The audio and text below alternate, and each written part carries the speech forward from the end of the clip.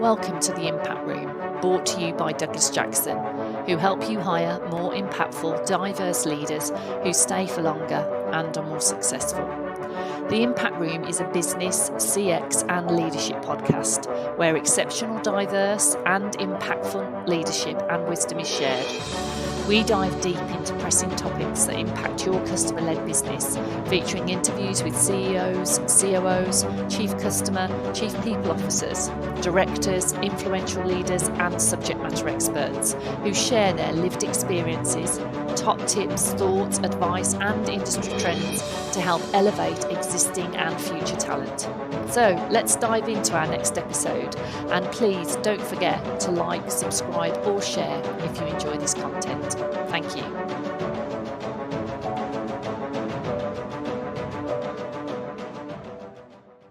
So hello and welcome to another episode of the Impact Room. I'm Holly Beeston, the Utilities Practice Lead here at Douglas Jackson, and I'm delighted to be joined today by Sarah Morgan. Morning, Sarah.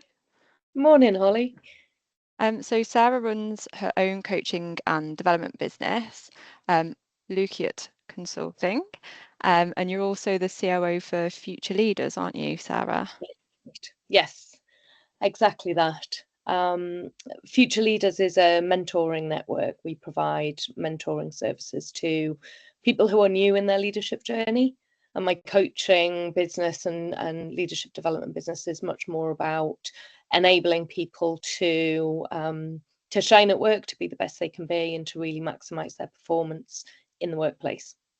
And that's where the name came from, right? Absolutely. Luceat is Latin for shine. So I wanted something that was going to stand out a little bit. And Luceat just really chimed with me. Absolutely. So Sarah, you've been happy to join us today to talk a little bit more about a subject that's very close to your heart in the leadership world, and that's around ADHD and the impact of having a formal diagnosis. And in your situation, you weren't formally diagnosed until you moved into your consulting career, were you? But Absolutely. Yeah, very late diagnosis, edging towards 50 at that point. But it suddenly, lots of things made a lot more sense. And it's a real passion for me to help other people in that situation to make sense of their neurodiversity and to, I'm not going to use the word superpowers, but to maximize the benefits and to minimize some of the challenges that come with it. Absolutely. So do you want to tell me a little bit more about, I suppose, on reflection, the signs of your ADHD during your operational sort of leadership career? Yeah, absolutely. So I've been in technology operations and then more recently customer operations for most of my career, and was always excellent in a crisis. But when things were calm, procrastination was generally king. I always worked better with the deadline. I always worked better when there were lots of different things happening because my brain always ran on 17 tracks at the same time. I was also always told that I was too sensitive, that I would take any potential criticism or feedback very personally. And that was something that I became aware of is rejection sensitive dysphoria, which is something that often is a comorbidity, what a lovely word that is, alongside ADHD and sometimes autism spectrum as well.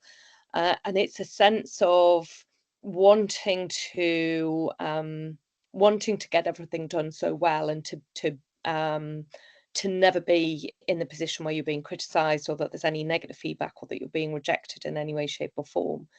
And it's really odd in that I've always sought out feedback, but then would take any critical feedback incredibly personally.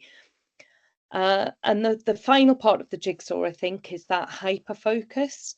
So I would get so very focused on getting something done and getting something just right, or working through a particular problem to the to the absolute detriment of everything else. I wouldn't eat, I wouldn't drink, I wouldn't do, and I'd just be so focused on getting this thing done. And all of those different aspects led to me feeling quite chaotic at work at times, and wondering how everyone else managed to keep it together in a way that didn't mean pulling such long hours or running around like a headless chicken quite so often. So being really, really great in a crisis, being brilliant with deadlines, but feeling completely out at sea when I didn't have that pressure, felt backwards, if that makes sense. It felt like things were harder when they were calm and easier when they were very busy. Yeah, and then when I left that corporate environment and suddenly had less structure around me, that's when the wheels really came off, and I started to think, there's something not quite right here. So is that what led you to seek further answers, or? Partially yes and partially no. So I set up my business at the beginning of lockdown accidentally. I'd handed my notice in 2019, worked my notice, and it kind of barreled me straight into lockdown. So I was homeschooling my daughter, who was 6 at the time. And I worked out very quickly that if I got her to sit still and do her maths homework, it would take 3 hours, lots of tears, mostly mine, and it was horrific. Whereas if I got her to do one question and then a cartwheel, and then one question and a handstand, it was done in 20 minutes flat. Wow. Slowly starting to realise she really would struggle to get to sleep at night. She couldn't turn her brain off. And for a while I'd get cross thinking that she was, swinging the lead, as all parents perceive. But actually she was really clear about the fact that she desperately wanted to go to sleep, but simply couldn't because she was running 6 or 10 tracks in her head. And started doing some research. And she'd been diagnosed as dyslexic by that point. And there were some aspects of ADHD that looked like they could apply to her. But my husband was very strongly of the opinion that that's not the case. She simply needs stronger boundaries. Everything's fine. So I was talking to a psychologist friend of mine who said, why don't you get your diagnosis first? So it'll be easier to get hers. And I looked askance at her. It's like, my what? And she said, are you serious? You've not thought about that for yourself? So I went and kind of reread the research with a different lens on it. I'm like, oh, that makes so much sense. So I went to my GP and talked it through with them, thinking they would say, no, perimenopause, silly old lady, like, don't try and jump on the bandwagon. And my GP just said, yep, sounds like a real classic case. I'll refer you now. Wow. So yeah, that was that. And the NHS waiting lists are horrifically long. I'm still on the NHS waiting list, so I went for a private diagnosis. And that was a really interesting process for me to go through, and got my formal diagnosis at the beginning of last year. So having the diagnosis, and many people talk about this, having that sort of label associated with what's been going on and some of the challenges that you faced, how did getting that diagnosis make you feel, Sarah? Relieved, I think, was probably my biggest feeling. Validated in a way that all of these challenges that I'd faced weren't because I was defective, but because my brain worked differently. And the reason that I'm brilliant in a crisis is because of my ADHD brain. The reason that I'm excellent at the stuff that I'm excellent at is because of my ADHD brain. And that means that my organization skills are lacking. It means that my ability to focus on one thing at a time can be challenged, shiny squirrel syndrome, kind of trying to do all of the things. So knowing that that's because of my brain chemistry and because of my brain wiring, not because I'm deficient or defective as a human, was incredibly liberating. And then it helped me recognize the scaffolding that I've already put in place to help me be really successful in my corporate career and now really successful in my business. but to add some additional steps and some additional support in place to mean that I can really maximize the benefits and minimize the challenges that come with ADHD. At the moment, I've not gone down the medication route, looking at nutrition and exercise and more natural means. For me personally, that's the right route at the moment. But simply knowing that that's why has been incredibly liberating and yeah, validating. And I think one of the things you talk about, the NHS waiting list being really long, and obviously being in the fortunate position where you could get that private diagnosis. But I think one of the key things is there is so much research out there now, isn't there? It's so much more widely spoken about. It's no longer this taboo subject. Makes such a difference to that feeling of being able to embrace the diagnosis and work, like you say, with that scaffolding. So I suppose what sorts of things have you put in place that have helped you? And I appreciate everybody is different, but what's been good for you? So good for me. Firstly, realizing that buying another planner isn't going to save my life and suddenly change everything. Working with an accountability buddy, I use a lot of body doubling sessions. So body doubling is where you're on a Zoom call or a Teams call like this with other people, and you all make a commitment at the beginning about what you're going to do, and then you've got a little screen of faces in the corner of your screen while you get your work done. And there's something about that public accountability that really helps maintain focus. Thinking about my dopamine levels and how to get a quick win in the mornings so that then I'm feeling a bit more positive to tackle some of the harder tasks and actions that I've got, and where I'm able to outsource aspects of it. So work with a VA to get a little bit of my admin done. Yeah, I'm going through access to work funding. So there's a government scheme for access to work, which gives funding for coaching and support worker services. That'll give me a little bit more support for some of the more run rate admin type tasks that I struggle with a little bit more.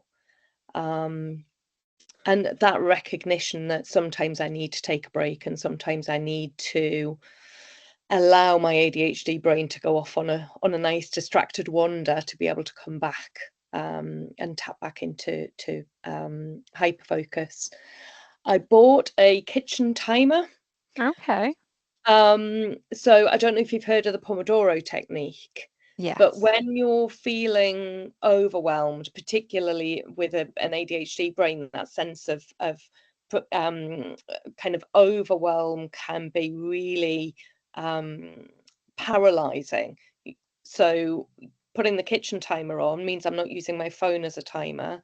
So I can then just, right, I only have to do 20 minutes, get it started, and then I'll break the inertia and really get into the flow of what the work is that I'm doing. So that little $5.99 kitchen timer has probably been one of the best tools that I've brought into my ADHD management toolkit. I think that's the thing though, isn't it? Because I can't remember the exact timing of it, but I think as soon as you pick up your phone, the distraction to get back on task can be sort of 15 minutes, I think, off the top of my head, sometimes even longer. Yeah, exactly that. So there's a book called Flow written by, I'm going to mangle his name, but something like Mihail Csikszentmihalyi. And he talks about exactly that. If you're in flow, even if it's to not answer the phone, even if it's just to press ignore, to get back into the same flow state, you're losing between 10 and 20 minutes of productive time, which is remarkable. So everything that we can do to help maximize the ability to focus and minimize the distraction, and recognize that we can't do that for 8 hours a day. I think neurotypical people would find it hard to really focus for 8 hours a day. With a neurodivergent mind, it's pretty much impossible. And realizing that, you know, going for a walk at lunchtime means I'm going to get twice as much done in the afternoon. Really thinking about my nutrition, and how that plays into my distractibility or not is huge as well. You just don't realize how much everyday life can affect how your sort of brain functions, whether, like you say, it's a neurotypical or a neurodivergent individual. There is so much that comes into play with distraction, productivity, even just your mental health and well-being as well. And absolutely. And one of my passions in my work is helping people understand resilience and resilience at work. And this was a real passion before I stumbled across the neurodivergent aspect of myself. And it's exactly that, having the psychological health and physiological health in a good place means that everything else is that little bit easier. Anyone who's had a baby knows how much harder life is when you're sleep deprived. yeah, So you're having a glass of water then. Sometimes feeling hydrated can almost be a real edge at work. If you're well hydrated and everyone else is feeling the effects of a couple of pints last night, it can really be almost a competitive advantage in the workplace.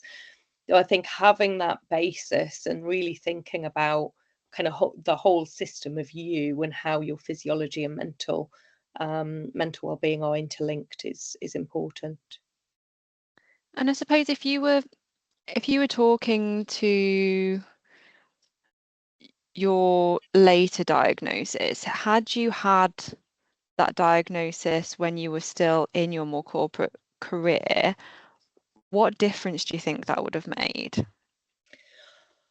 That is such a great question. I think I certainly believe I'd have handled corporate politics better, because I would have had an understanding about why that sense of a clique that I wasn't involved in, or a discussion that I wasn't involved in, wouldn't have felt quite so upsetting or personal. I would think being able to rationalize that rather than be in that irrational, rejection sensitive place. So the rejection sensitivity would have still have happened, but I would have had a better understanding of what was happening and why. So I'd have been able to take a step back and approach that more dispassionately, rather than feeling that it was a personal affront. So I think I'd have managed that better, having understood how my brain worked with multiple tracks. Again, would have helped me organize my workload in a way that was better. Asking for check-ins and milestones along the way, and kind of so now I force myself into having a series of deliverables before a bigger deliverable, to make sure that I don't end up in the situation where I've got 12 hours to finish a piece of work.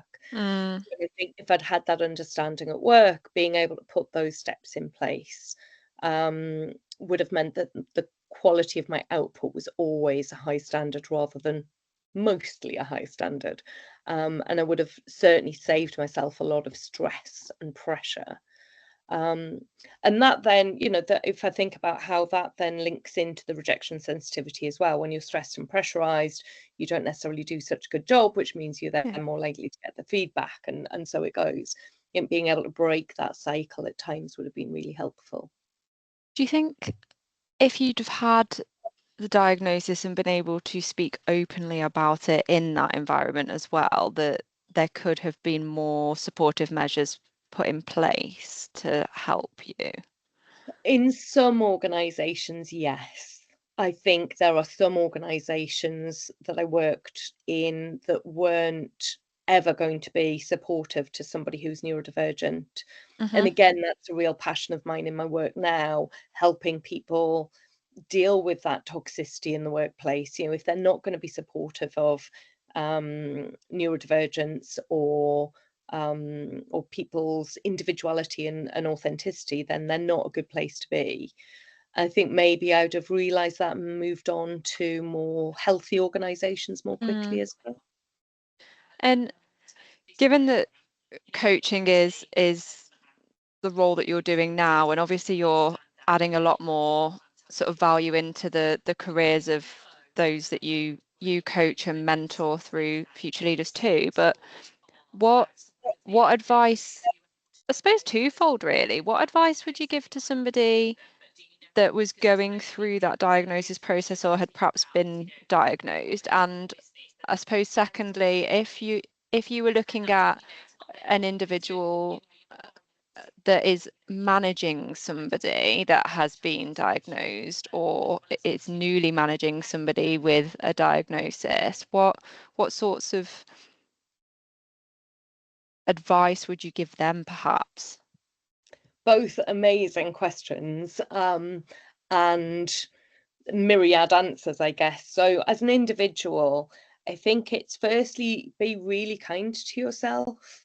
I was talking to a client a couple of weeks ago who was quite cross because they felt that they'd been successful despite their neurodiversity, that they'd had one hand tied behind their back while everyone else was finding life a lot easier. So I think the first thing is to really be kind to yourself and to recognize what amazing things you've achieved, regardless of the way that your brain is wired and regardless of your neurodiversity. The world is set up for neurotypical people, and therefore with a neurodivergent brain, you are going to have found things harder than everyone else. So, massive kudos for where you've got to. And then really be honest about what you find brilliant about the way your brain works and where you really struggle and where you find it quite stressful, and talk to people and ask for help, whether that's an accountability buddy, whether that's using something like a body doubling platform, and not feeling any shame around that. There are times when it's hard, particularly if you're more senior in an organization, to say, I really struggle to get myself organized. I really struggle to hit deadlines, because that feels shameful, and it isn't. It's just how your brain works. So finding people that you trust, that you can open up to and talk to, and work out what help you need. And if you're more, so I'm very mentally hyperactive rather than physically hyperactive. If you are physically hyperactive, ask if you can walk around the meeting room when you're in a meeting, or ask if you can have walking one-to-ones. Take your fidget toys into the office, doodle away. Help people to understand when you're doodling, it's helping you to focus your mind, it's not Distracting that you. you are distracted, it's that you're ensuring that you don't become distracted. So understanding what your coping mechanisms are and talking to other people about them. And then as a leader, ask your people, because if you've met one person with autism, or you've met one person with ADHD, you've met one person with autism, we're all so different. So talk to your people and ask them. Be really open with them. And I think the biggest thing is, don't assume that what's obvious to you will be obvious to your neurodivergent employee. The thing that always used to absolutely spin me for a loop, and I know does for many people who are neurodivergent, is, oh, can we have a chat at 2 o'clock? Because from the time that you hear that until 2 o'clock, what have I done wrong? What didn't I do? Where have I missed a deadline? Am I about to get sacked? It's an absolute productivity killer, as well as triggering RSD to the 10th degree. So really thinking about how you communicate with your neurodivergent employees, ask them what they need, making sure that you're being mindful about how to play to their strengths, and help them to build the scaffolding that they need to better manage the things that they find harder. Because they're all very different from each other as well, and it's certainly not a one size fits all. And I think that's one of the things, isn't it? If you were thinking about building a career development plan for somebody and perhaps making that personal development plan, it's always tailored to the individual, isn't it? It's never you've got to hit a ticks in each of these boxes, and everyone's at the same point at the same time. It just doesn't work like that. And I think that's the way you've logically got to think about how, if you were managing somebody with autism or ADHD, how they need to be assessed around where those development areas are, rather than it being assumed that certain things can't be done, because everyone is different, aren't they? Yeah, absolutely. And it isn't that all people with ADHD are disorganized, because some people with ADHD have developed such intense scaffolding around that. They're incredibly organized because they know that's the only way that they can operate. Yeah, So it's really about understanding each individual's strengths and challenges and helping them put that scaffolding in place. absolutely. And I think there's a lot of opportunity as well, isn't there? I think when you talk about the things that you've put into place for yourself and the confidence that comes with, this isn't something that's wrong with me, if you like. It's just that my brain works differently to the way that others' brains do. I think that's the glory in it, isn't it? Because you're able to recognize where you need that help. And I think as humans, sometimes we strive for this perfection of something, but nobody is perfect. Nobody can do everything. And recognizing things like needing that accountability buddy. I do it all the time.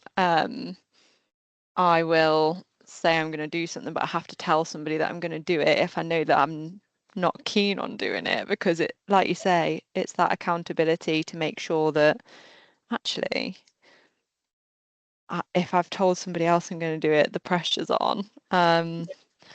Yeah. But also, I think in most cases that needs to come from the person with the neurodivergence as well. So there can be some oppositional defiance with somebody with a neurodiversity. So it can be that when somebody with ADHD or with autism spectrum disorder is asked to do something or told to do something, even if they want to do it, there's a bit of a like, no, I'm not going to do it now. There can be that little bit of, so the accountability buddy piece is really, it can be quite tricky to navigate between manager and employee, at least, because it needs to be seen as being incredibly supportive and positive in intent, not as a check-in and telling you what to do kind of thing. So again, that's where it's really important to have that conversation and see where the employee's at, where your manager's at, to make sure that you've got agreement and contracting around that's going to be really supportive and positive. Yeah, absolutely. And I think I'm thinking it now. There are definitely traits that I portray. If anyone's thinking along the same lines, what would your advice be? Somebody that, like me, that's now thinking, actually. So I think there's two things to it. Firstly, there are aspects of ADHD and autism spectrum that all of us have, everyone Yeah. has aspects of. I think the point is where you have a lot of them a lot of the time, so it's impacting your life, is when it tips into something that would be at a clinical level, if that Yeah. makes sense. So there are online tests that you can do. Some are better than others, but there are online tests that go through, it's called the DSM, and I've forgotten what it stands for now, but it's basically the Bible that's used by psychiatrists to diagnose. So there's online questions, there's about 38 different signs and symptoms. So go through that, but think about, is this something that impacts me a lot of the time in a way that's detrimental? Or, do I just occasionally lose my keys? Because everybody does. So really thinking about that when you go through that online quiz and see what that comes up with. There are two psychiatrists who have amazing YouTube channels. They're both preeminent doctors. They're not, Karen from Number 22 sharing her lived experience, which is valid, but probably not quite so valid. So it's Russell Barkley and Edward or Ned Hallowell. They're both brilliant in terms of just getting a better sense of how ADHD manifests in people and how that might look, sound, and feel. So I would say, do a little bit of research around it. And if you are feeling that this is something that genuinely does impact your life, go talk to your GP. Some areas you can, once you've got your GP to agree to refer you, you can ask for, it's called right to choose. Yeah. And that's a faster track where they send you to an organisation called Psychiatry UK rather than an NHS psychiatrist. So it's a slightly faster process. On the autism spectrum side, I think the whole process is significantly longer and more gnarly. Certainly on the ADHD side, if you go down the right to choose route, you can go through that a bit more quickly. And yeah, there's a huge amount of support out there. And there are lots of people who are sharing their lived experience, which is helpful and can be less helpful if you're not being aware that everybody's different and somebody's lived experience doesn't necessarily mean it's good advice. So Definitely. be careful. It's about remembering who the medically trained professionals are and who not. Yeah, yeah. And there are some fantastic influencers out there sharing some really useful information, but I think it needs to be seen as this is an individual's lived experience and they're sharing their perspective on this isn't and should never be medical advice or a route to diagnosis. Yeah, so to take it with a pinch of salt, but this is what's helped me. It's Yes. worth a try. Yeah. As long as it's not too weird and wonderful, hey? Yeah, absolutely. And in terms of the weird and wonderful, there are supplements out there that are incredibly helpful. Talk to a nutritionist who is ADHD trained or ADHD aware. In terms of, there are a lot of supplements, a lot of things like lion's mane mushroom powder that are incredibly helpful. I am not a nutritionist. I am not giving advice, but there are a lot of nutritionists now who've been trained in what can be really helpful for ADHD. So because lion's mane's meant to refocus, isn't it? That's been a popular one in our office. Yeah, I've found it quite life-changing actually. It's been amazing for me, but that's my personal lived experience. So yeah, there's lots of information out there, but running it through somebody who is qualified to give advice in each of those spaces is a good plan. Definitely. But I think this is a topic that you and I have talked about many times, Sarah, and something that I know that we could talk about until the cows come home. But I think thank you for sharing an initial sort of synopsis of where you're at and where you've been. And I'm sure that you would be happy to talk to anybody else about this further if they've got any more questions or.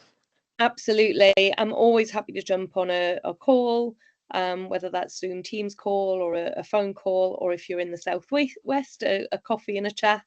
I'm always really, really happy to talk to anybody. And if there is a sense that actually some coaching will be helpful around this, then obviously I am here as well. Definitely, because that's a route that you've gone down with your coaching, given your lived experiences to support others that have ADHD and autism as well, haven't you? So yeah, absolutely. So I've done an ADHD practitioner certificate, which was not coaching specific, but was ADHD specific. I've just completed a certificate in coaching for neurodiversity. So that was looking at more than only ADHD, it's looking at autism spectrum, OCD, Tourette's, dyslexia, a real broad church of neurodiversities. And I'm just starting an advanced coaching certificate for ADHD to go into ADHD coaching specifically in much, much more depth. won't be much you don't know. Oh, I could, if I won the lottery tomorrow, continue to do my coaching, but I'd also be a permanent student. I'd love to be able to just study psychology, philosophy, everything in much more detail. I will never know it all. And that, I think, again, is the ADHD part of me that just desperately wants to continually learn more and more. And know it all. No, but I really appreciate you sharing your experiences and your thoughts and reflections as well. So thank you so much for taking the time to join us today, Sarah. My absolute pleasure. Thanks for inviting me. Thanks, Holly.